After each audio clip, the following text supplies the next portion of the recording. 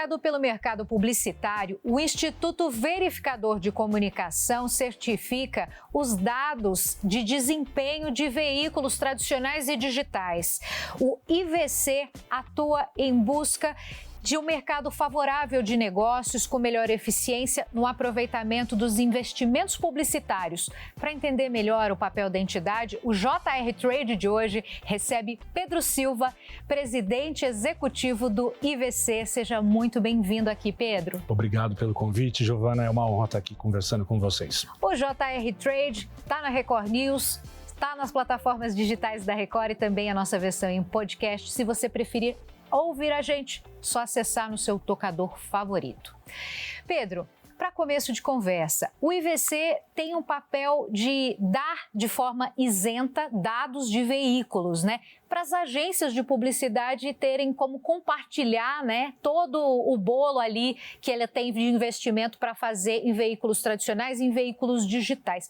Como funciona isso na prática? Como é esse processo? Tem uma analogia que eu gosto de fazer, que é relativa ao investimento em geral. Quando a gente investe numa empresa, numa bolsa, por exemplo, né, você busca a ação de uma empresa e para saber o desempenho daquela empresa, para o seu investimento render, você quer o balanço e o resumo dos resultados que sejam auditados por um terceiro, né? Aqui é mais ou menos a mesma coisa, inclusive a origem do IVC é na mesma época que essas auditorias de resultado de empresas aconteceram, no início do século passado, né? O modelo do IVC surgiu nessa época, no Brasil surgiu na década de 60, né?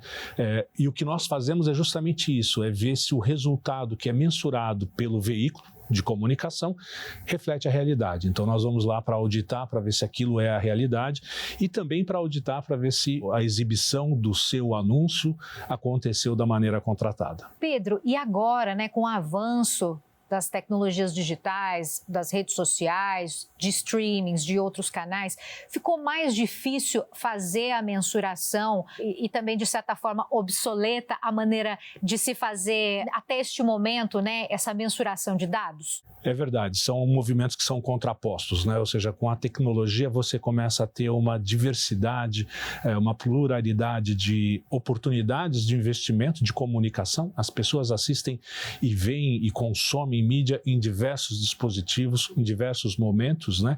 E tudo isso empoderado pela tecnologia. Do lado de quem audita, do lado do IVC, tem a ajuda da tecnologia também. Então a gente utiliza muita tecnologia para justamente conseguir aferir se aquilo que está sendo reportado reflete a realidade. Isso existe já há bastante tempo, com os computadores inicialmente, depois com a cloud, com Big Data, que são termos já um pouco mais antigos, né, que já tem mais de 20 anos, né, mas que recentemente também com inteligência artificial, né, que tem permitido, em termos de tecnologia, em termos de técnicas, de ferramentas, um avanço bastante grande, não apenas para a nossa auditoria, as outras auditorias também, porque ela te traz insights e automatiza uma série de procedimentos e a gente utiliza bastante essas tecnologias. Então, eu acho que as duas coisas acabam ajudando, né? Ou seja, fica mais difícil de medir, como você falou, mas a gente tem mais tecnologia para conseguir fazer isso. Agora, o que é curioso, né? Como dar confiabilidade para essas novas métricas de dispositivos e de apps. Nós estamos falando aqui de podcast, estamos falando de streamings. Como está sendo essa evolução e como encontrar a melhor forma de fazer e dar essa confiabilidade que o IVC sempre teve? Eu acho que é um desafio bastante antigo, né? Antigamente 20, 30 anos atrás, sempre existia aquela dificuldade de você conseguir combinar diversos meios dentro de uma estratégia completa de comunicação. Como é que você combina, na época que era só a circulação de um jornal, com a circulação de uma revista, com a audiência mensurada através de painel de um canal de TV e com rádios que cada cidade do país tinha a sua rádio ou as suas rádios, algumas rádios principais. Além disso, você sempre teve a mídia exterior, e aí como é que você combina essas diversas oportunidades para ver o que todo mundo está vendo, né? Porque é importante você fazer tudo isso.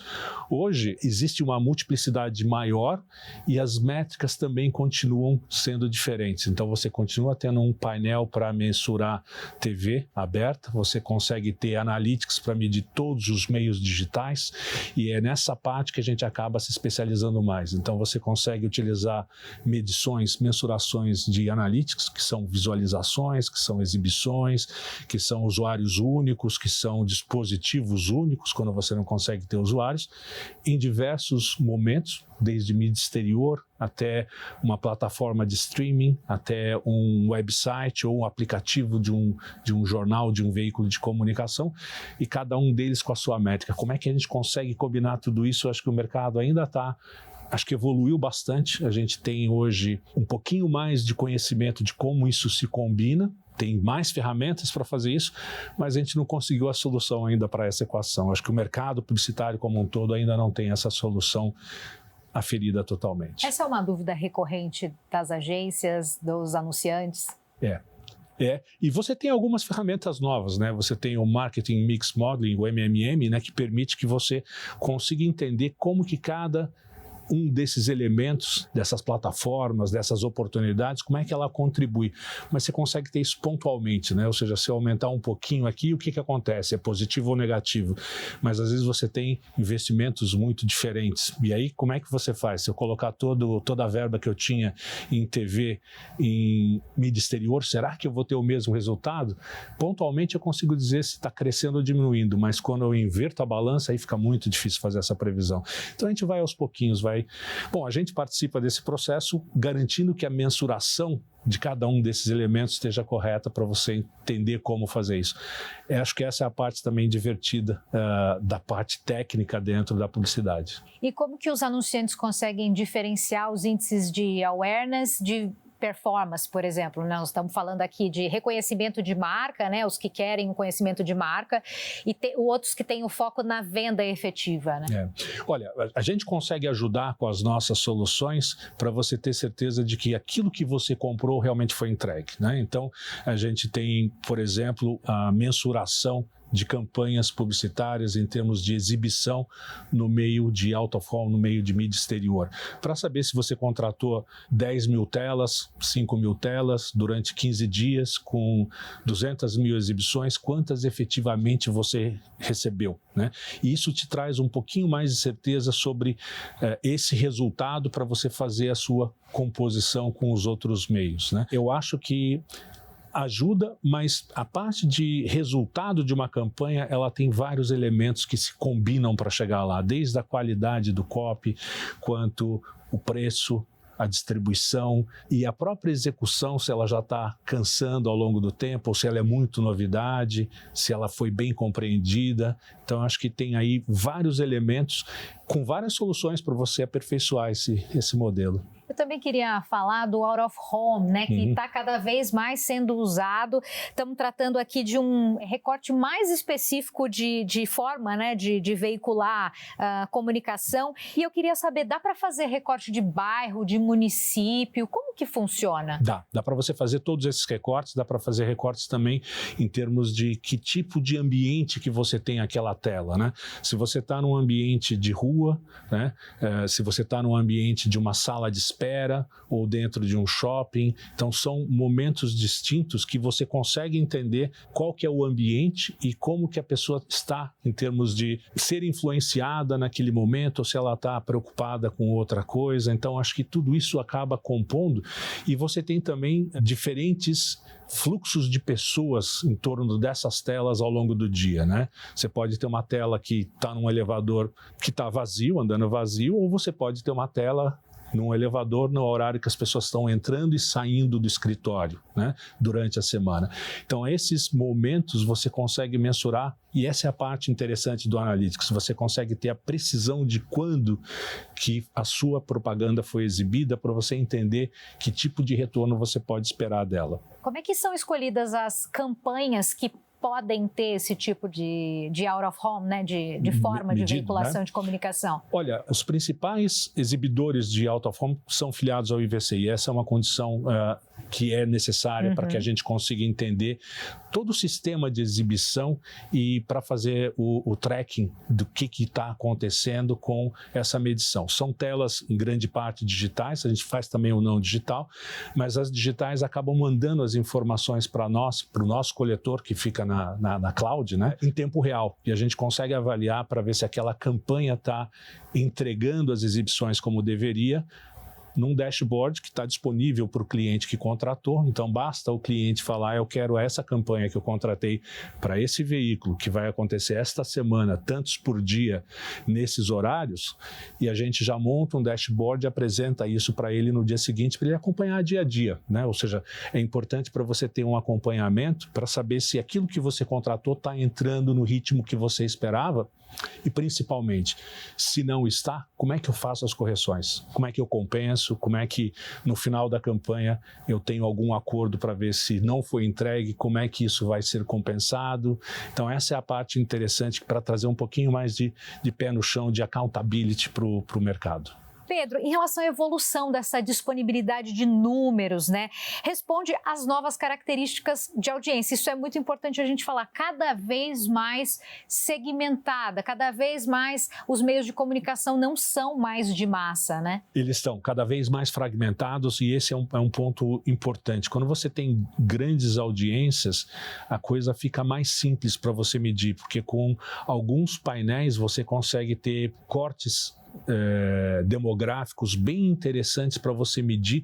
Por quê? Porque todo mundo assiste, então você tendo uma amostra, mesmo que média, você consegue ter uma boa visão. Quando você tem uma fragmentação muito grande, a solução de analytics ou o misto, que eles chamam de híbrido, né, que é você combinar a pesquisa com o analytics, vai te trazer melhores resultados, porque aí você consegue ir mais profundamente naqueles segmentos que você não consegue num painel que precisaria ser muito grande para você ter esse nível de detalhe. E como você falou, deve ser um desafio enorme para quem tem verba publicitária fazer essa colocação, né, alocação de recursos em cada uma dessas situações. Porque assim, mesmo que haja métricas, né, se tratando de comunicação e de consumo de pessoas, nós estamos falando também numa questão empírica, né? Se pode funcionar como pode não funcionar. Então, tem essa questão, assim, a gente usa a base de dados, mas vamos tentar assim, depois a gente encaixa mais assado. Existe um ajuste fino que é feito?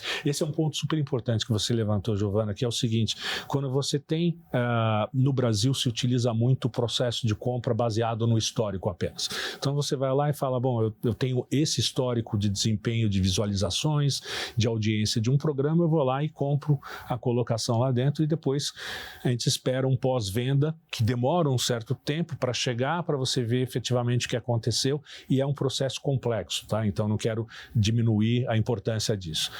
Dentro de um analytics, que é o que é utilizado dentro dessas plataformas, é um processo muito mais rápido. Você consegue ter o histórico para você ter uma dimensão de quanto que você efetivamente pode esperar daquela exposição, e logo depois que ocorre, com algumas pequenas correções, você já tem resultados que são auditáveis e que a gente consegue fornecer essa informação de auditoria para dizer: olha, você efetivamente teve tantas visualizações, e o que você esperava? Porque essas correções que você mencionou que você tem que ajustar ao longo do tempo são fundamentais, e você precisa saber o desempenho a tempo de corrigi-lo nos próximos passos, que é a grande vantagem do meio digital. Você já sabe o que aconteceu, e aí você precisa subir ou descer, você já sabe o que fazer. Você acredita que por isso que cresça tão rápido, os meios digitais eles estão levando vantagem nessa? Porque como é muito rápido, né, tudo é muito ágil, facilita, né, até na hora de você tomar uma decisão. Eu acho que as ferramentas ajudam muito, mas na verdade é uma corrida que quem lidera,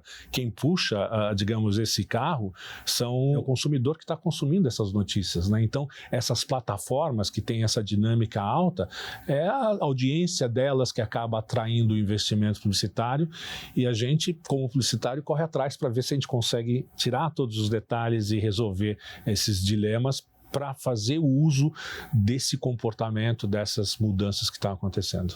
Pedro, em relação ao analytics que você tanto falava, né? Como analisar os dados e de maneira isenta, sem estar lá inflado com robôs, com inteligência artificial e você, de repente, tomar um susto de ter lá X milhões de visualizações e não ser nada daquilo? Olha, esse é um desafio constante para a gente, né? A gente falou bastante de streaming, que é um produto novo, que acabamos de lançar, né?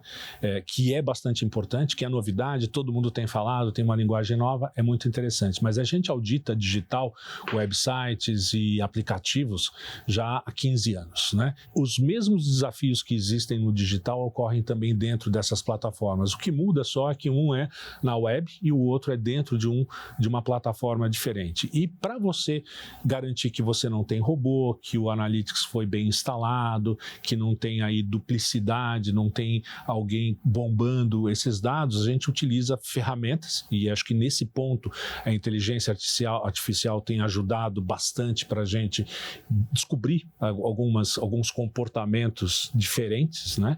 E você precisa efetivamente entrar no detalhe, filtrar, cortar, dissecar os dados de uma maneira que você consiga ver algum tipo de comportamento que não é real, que não reflete um comportamento humano, que eu acho que esse é o principal que a gente quer. Existem alguns comportamentos que são recorrentes e a gente consegue perceber e expurgar isso da medição e ver que diferença que isso tem. Sempre pode acontecer, o robô, por exemplo, de um buscador, né, de uma ferramenta de search, ele vai aparecer em vários locais. Se você olhar e ver que aquele robô ele é um pouquinho limitado, não tem uma grande influência na audiência, tudo bem, isso não faz uma grande diferença. E acho que é esse o ponto que a gente tem que ficar entrando nos detalhes. É isso que o auditor faz também, né, para ver se a ferramenta de Analytics foi bem instalada, se ela não está colocada 2 vezes para contar 2 vezes quando uma pessoa entra. Isso é uma coisa que a gente já faz há bastante tempo dentro da auditoria de websites. Esse papel é fundamental do IVC, uma vez que os anunciantes precisam ter essa segurança absoluta, né? Principalmente se tratando digital, agora que você falou, eu fico imaginando, né? A duplicidade, quer dizer, existe ali um risco, mas vocês tentam assegurar a proteção.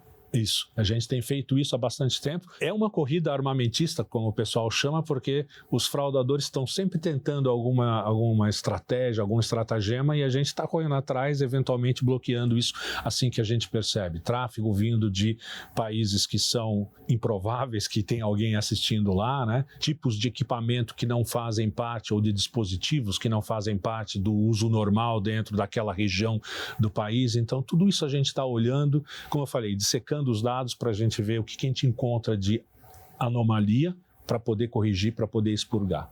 E quais são os movimentos que o mercado tem feito para que a demanda de vocês seja maior? Quais são os projetos principais nesse momento de atuação do IVC? É a parte de out of home, digital, programático, né? E eu acho que esse é um ponto importante. O processo de contratação de campanhas, ele pode ser feito da maneira tradicional, aí no sentido de ter um papel, uma folha de papel, um pedido tirado, assinado, e depois tudo isso é digitalizado para que a gente consiga medir, ou ele pode ser de uma maneira automatizada, através de uma DSP, SSP e todas essas siglas que a gente sabe de automação do processo de compra, onde a agência e o anunciante vão lá e apertam um botão e executam uma compra automaticamente. Esse processo a gente consegue auditar também. Então, o que a gente está investindo é justamente em entender todas as particularidades dessas siglas que eu mencionei, que são elos dentro de uma cadeia, para ver em que pontos que a gente consegue auditar e ver se aquilo está acontecendo de acordo com o que deveria.